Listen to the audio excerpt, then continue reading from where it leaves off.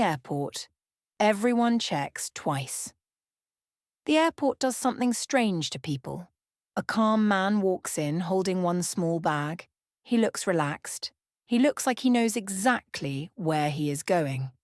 Then he stops under the big sign and checks his ticket again. Terminal 2. He looks up at the sign. Terminal 2. He looks down at the ticket one more time just to be sure. That is the first rule of airports. Nobody trusts themselves completely. People check everything twice, sometimes 3 times. Passport, phone, wallet, ticket, gate number, passport again.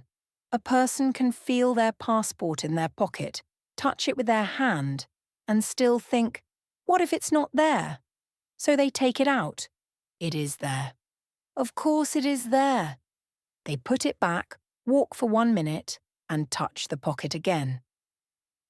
At the airport, this is normal. Near the entrance, there is always someone standing still with a suitcase beside them. They are not lost. Not exactly. They are just reading the signs and trying not to look lost. Their eyes move from one word to another. Departures, arrivals, domestic, international. For a few seconds, every sign feels important, and none of them feels clear. Then someone walks past them quickly, pulling a suitcase with loud wheels. That sound is everywhere at the airport. Small wheels on hard floors, fast steps, a child calling for his mother, a phone ringing inside a bag, a voice from the speakers saying something important but not clearly enough. People look up when they hear the airport voice. Then they look at each other. What did she say? Nobody knows. At the check-in area, the real drama is not the ticket. It is the bag. The bag goes on the scale and everyone becomes quiet for 1 second. The number appears. Maybe it is fine. Maybe it is not.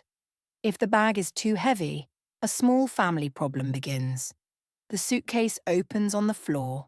A jacket comes out, then shoes, then a bag of dates, or chocolate, or something wrapped in a plastic bag. Someone says, "Put this in your backpack." Someone else says, "There's no space." A father tries to stay calm. A mother looks at the worker and smiles like everything is under control. It is not under control. A young man takes 2 heavy books out of his bag and holds them in his hands. He looks at them like they betrayed him. Why did he bring them? Nobody knows. Maybe even he does not know. Then someone sits on the suitcase to close it. This is also normal at the airport. Security has its own kind of silence. People become serious there. They start removing things before anyone asks. Watch, belt off, watch off, phone out, laptop out, jacket off. Shoes? Maybe. Maybe not. A person looks at the person in front of them and copies. If the person in front removes shoes, everyone behind thinks, "Okay, shoes." If the person in front leaves them on, everyone feels brave for 1 minute. Nobody wants to be the one who makes the line stop. But the line always stops. Someone forgot a bottle of water in the bag. Someone has coins in a pocket. Someone puts a laptop in the wrong tray. The machine beeps, and a man raises both arms like he is being arrested in a movie. His face says, "I am a good person, I promise." The worker checks him. Nothing happens. He takes his things and walks away quickly, trying to put his belt back on while holding his shoes, phone, passport, and pride. After security, people change. You can see it in their shoulders. Before security, the body is tight. After security, the body drops a little. The hard part is finished. The passport is still there. The bag is gone. The gate is somewhere ahead. Now the airport becomes almost enjoyable. Almost. Some travellers walk straight to coffee. They do not look left or right. They saw the coffee sign from far away, and now their whole body is following it. Airport coffee is not always good. but it feels necessary. People buy it like medicine. Others stand in front of the food places and study the menus for too long. A sandwich that looks boring outside the airport suddenly becomes interesting. A bottle of water costs too much, but people buy it anyway. Then they hold the receipt and look at it with quiet sadness. There is always someone eating something too early. It is 9 in the morning, and he is eating noodles. Nobody judges him. Time is different at the airport. Breakfast, lunch, dinner. These words become weak.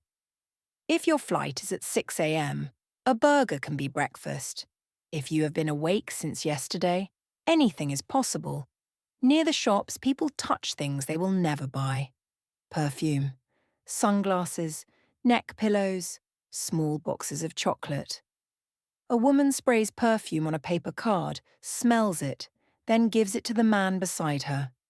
He smells it and says, "Nice," but his face says nothing. A child picks up a toy airplane and immediately becomes in love with it. His parent says, "Not now." The child understands this means no, but he tries anyway. At the gate, people become watchers. They watch the screen, they watch the workers, they watch the door, they watch other passengers, because other passengers may know something. If one person stands up, 3 people look at him. Why is he standing? Did they call boarding? Did we miss something? He is only stretching his legs, but now everyone is nervous. The gate screen has a special power. Even when it says the same thing, people keep checking it. Same city, same time, same gate. Still not boarding. They sit down. 2 minutes later, they check again. A free charging outlet is better than a good chair. Someone finds one near the wall and accepts the floor immediately. At home, this person may be very serious. At the airport, he sits on the floor beside a trash can, charging his phone and eating chips from a small bag. He looks peaceful. He has won something. Parents at the gate live in a different world. They count bags. They count children. Then they count bags again. One child wants the bathroom. One child wants juice. One child has removed one shoe for no reason. A tired parent says, "Where is your shoe?" The child looks down, surprised, like the shoe made its own decision. Solo travellers try to look calm. They put in 1 earphone, not 2. 2 is dangerous. With 2, you may miss an announcement. So they listen to music with one ear and listen to the airport with the other. Their face is relaxed, but their eyes move every time the speaker makes a sound. Then boarding begins. Or maybe it does not begin. Maybe the worker only touches the microphone. That is enough. Half the gate stands up. Nobody knows why. The plane will not leave faster because people are standing. The seats are already chosen. The line is not really moving. Everyone knows this. Everyone stands anyway. Now passports come out again. Phones open. Screens go dark at the worst possible moment. Someone turns up the brightness with nervous fingers. Someone has a paper boarding pass folded into a strange shape. Someone is in the wrong group but walks forward with confidence. The worker sends them back gently. The beep of the scanner is a small sound, but it feels big. Beep. You may go. Beep. You are closer now. Beep. Almost there. Inside the plane, the last puzzle begins. The seat. People read the row numbers slowly. 18, 19, 20. They stop at 21 and check their ticket, even though they checked it 10 seconds ago. A person is in the wrong seat. Another person wants the window. Someone says, "Sorry," while blocking the whole aisle. Someone tries to push a large bag into a small space above the seat. It does not fit. He pushes again, because maybe the laws of space have changed. They have not. A flight attendant comes, smiles, turns the bag sideways, and it fits. Magic. Then suddenly everyone is seated. The noise becomes smaller. The bags are above. The seatbelts click. A few people send one last message. On the plane now. Someone closes their eyes before the plane even moves. Someone looks out the window and takes a photo of the wing, the same photo millions of people have taken before. And for the first time since entering the airport, there is nothing left to check. Well, maybe the passport, just one more time.